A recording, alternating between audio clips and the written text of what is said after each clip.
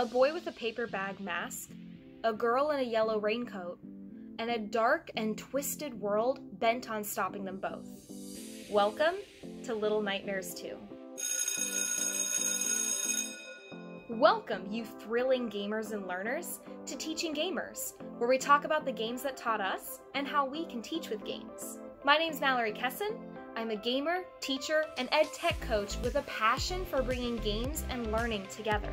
Today's review explores Little Nightmares 2, what we can learn from it, and how it can be used in classrooms. If you enjoy what we're doing here, feel free to like the video, subscribe to the channel, and press the bell to receive notifications for when we post new content. Let's get started. Little Nightmares 2 is advertised as a sequel to the chilling hit Little Nightmares. In Little Nightmares 2, players become Mono, a boy first found with a paper bag hiding his face and the ability to manipulate TVs and use them to teleport. Soon into his adventure, he meets a young girl, later revealed to be Six, the protagonist from the original Little Nightmares. The two fight to escape the Pale City and its distorted inhabitants, encountering haunting locations, savage monsters, and the Thin Man, who seems to control them all through his strange broadcasts. Just about any player can explore this nightmare landscape, as the game is available on PlayStation, Xbox, PC, Stadia, and Nintendo Switch. Given some of the scares and some of the dark imagery, this is a game best suited for high school and up. Even in the original game, Little Nightmares made a statement for being a modern horror game, and with that comes some terrifying imagery. I say this with all games, but it's definitely a game that if you want to use it in class, preview it first, and make sure that it works for you, your learners, and your goals. The good news for players is that even though there are plenty of ways for players to fall into traps, get caught by monsters, or meet an untimely end, the game is pretty forgiving in resetting you close to where you were. This encourages players to keep going, even if it takes a few tries.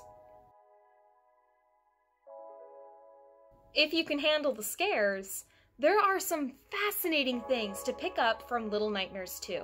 The overall perspective of being small children in a large and intimidating world makes for a cool visual example for film and design in creating a haunting atmosphere and seemingly impossible to beat world.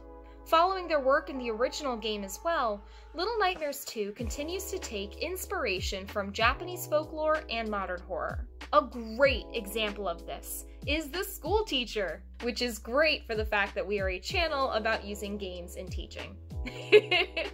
The school teacher clearly takes inspiration from the Roku Rokubi, a Japanese yokai, or spirit, known for appearing like a human woman, but having a neck that can stretch and twist around, making it very deadly for following its prey.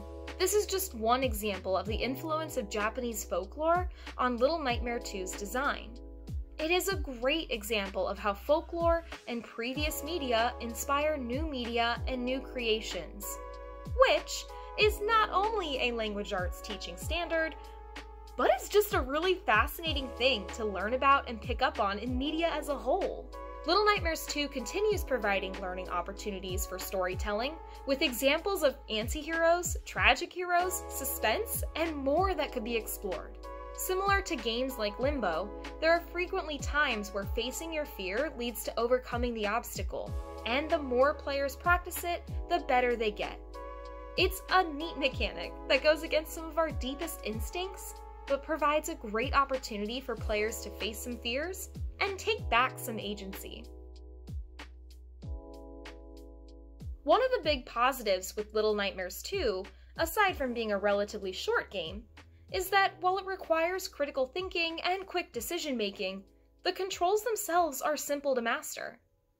Even better is that as players face their fears and push forward, when they do make mistakes or are caught by monsters, the game is still pretty forgiving of the failure, restarting players close to their fatal end. What's nice about this is that it builds failure and trying again to be a key part of the game without being distractingly frustrating. Another great positive with Little Nightmares 2 ties into some of the teachable moments we just chatted about. Everything in the game is built with care, and the closer you look, the more there is to find. With hidden messages, references to the first game and to folklore, and even a secret ending, Little Nightmares 2 provides plenty of opportunity for exploration and encourages players to be brave and face the dark. In most classes, the sometimes horrific imagery is a pitfall, but I give the same heads up with other horror games. Know your audience, know your goals, know your game. You could always choose to show clips, still shots, or play sections of the game instead if there are sections you don't want to include or don't work for your purpose.